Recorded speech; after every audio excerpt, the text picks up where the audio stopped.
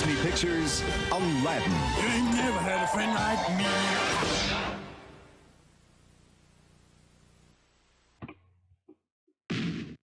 This game is just unnecessarily cruel to Yago. I mean, I'm not the biggest fan of Yago, but come on. I know he's better than that. What is up, YouTube? I'm Nintendo Man 64, bringing you guys another playthrough of another game. This is actually a post-commentary, because I already did previous recording of Aladdin, but that was where I got sick, so you guys get the drill. This is Aladdin on the Sega Genesis. One of the games of my childhood. One of the first games I ever played in my childhood. Yeah, I was enjoying the sound test thing. The same way I did with The Lion King, only The Lion King, it was just the music. For this, it was just enjoying the... This was just enjoying some of the music. You could also get sound tunes and stuff, all that jazz. But yeah, this is gonna be a post-commentary for two reasons. One, because I got sick, and two, because I don't like the amount of sound my, that Fusion gives off while I'm recording. So I decided, you know what? Let's just play this game flat out. This is a very, very fun game. That's all the stuff you really need to know. I don't really have to say much, because this game really does hold your hand through the story. And you'd think that Aladdin would be the one that you don't have to tell the story for because it's Aladdin.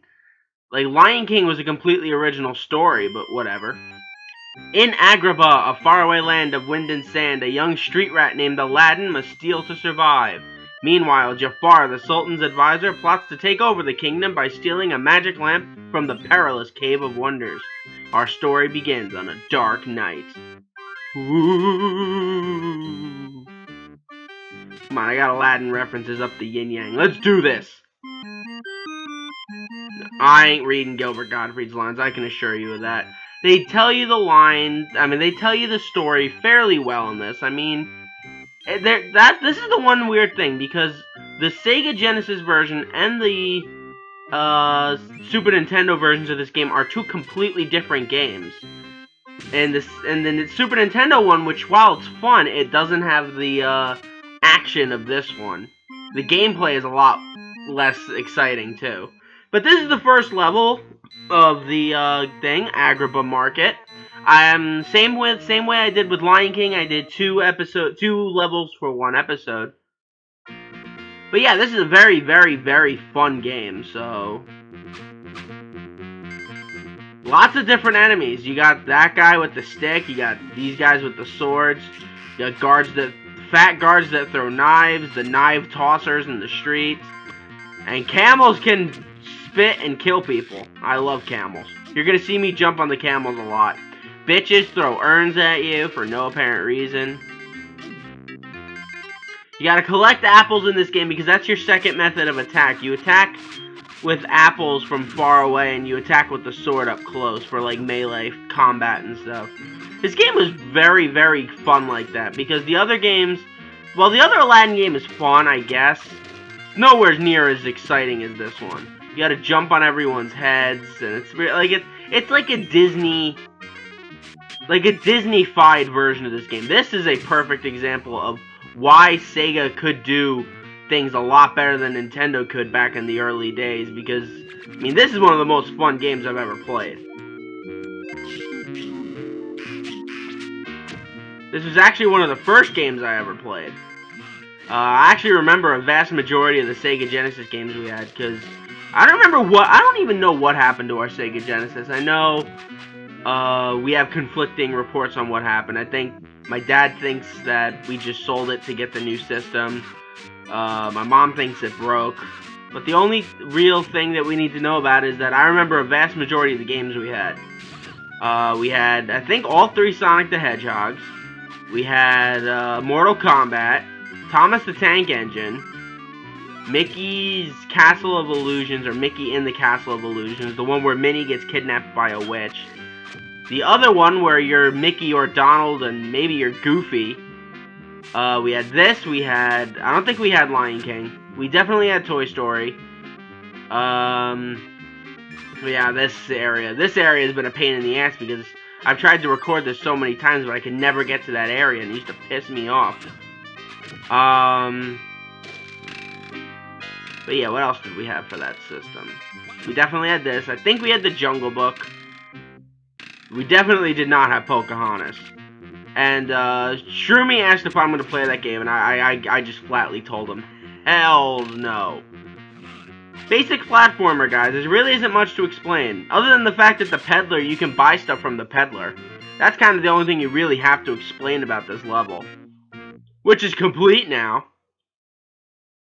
Oh my god, this bonus game is gonna give me hell. I remember some of them I have such great promise on because I get 1 or 2 of them right, but then I just completely screw it up. And these are boo levels, man. They're just as crazy. And that's what I really like about this game. It's not, like, it has different, controlling capabilities. The SNES version is fun, and it does have certain moments where it's different, but it's, for the most part, boring. I mean, come on, you have to jump on Jafar's head to win the game. Here you can at least throw apples at him and kill him. Gracious goodness. I actually went through this without getting hurt once. And it was actually when I ended up cutting the episode when I got sick, I did it perfectly, but it goes on a lot longer than you guys think. This is actually the first recording, and all of Aladdin for this is going to be a post-op recording, so it may not be in sync. I apologize. I know you guys like it to be in sync, but it's not going to be. I know a lot of people gauge YouTubers off their reactions. I feel like I really can't react much to this game because I've played it so many times. It's sort of like my equivalent to like Mario 64. I've played this game so many times. I know almost all of the ins and outs. The only problem I have with this game, like for me as a personal thing, is beating the last boss, which is obviously Jafar. Because that is one of the toughest boss fights I've ever had to endure. You have to keep moving. You don't have an unlimited supply of apples, at least as far as I know. I don't know if there's any cheats engraved into the system, and if there are, then the game is broken. There's definitely no invincibility cheat that I know of.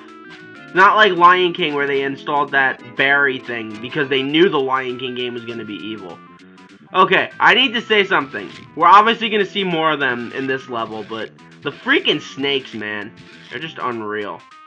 And what else is unreal? All the stupid Disney references. Look at this skeletal bone of a monster right here. This, guys, is the skeletal remains of the Stegosaurus in Fantasia. Here's another Disney reference. See the Mickey Mouse ears? You actually have to position yourself just right to get a free life. Oh, no. There you go. Just right so you can look like Aladdin's part of the Mouseketeers. Like, who designs with a snake with a freaking fez? Whoever deserves that, whoever designed that deserves a cookie. Not like that fat guy. He doesn't deserve the cookie. Okay. Oh yeah, all the extra shit over there. And it got me hurt doing that too, rat bastard. This is definitely a fun level though. And I highly recommend this game to all platform gamers out there. Well, and to just typical Disney fans. You guys think your Disney Universe or Disney Infinity or whatever it is fun? You think Kingdom Hearts is this? Dude, I grew up with this shit. This is one of the first games I ever beat. This and Elmo and Grouchland for the Game Boy, which I'm actually honestly considering playing just as a random WTF. I don't have a lot of WTF games. Well, I just started, so I can't really have a lot of WTF games. But honestly, a WTF game would be fantastic. And I am just so evil to Yago. I just feel so bad. I shouldn't, since it's frickin' Yago, but I do feel sympathy for the bird. And that was the part that pissed me off about this level. The freaking scarab that keeps going away and away and away. But as you can see, I know all the ins and outs about this game. I mean, come on. Would any of you have guessed that the peddler was all the way up there and that's how you get to it? I know this game a lot more than I know the Lion King game. Because even the Lion King game, there are some ins and outs that I don't really know about.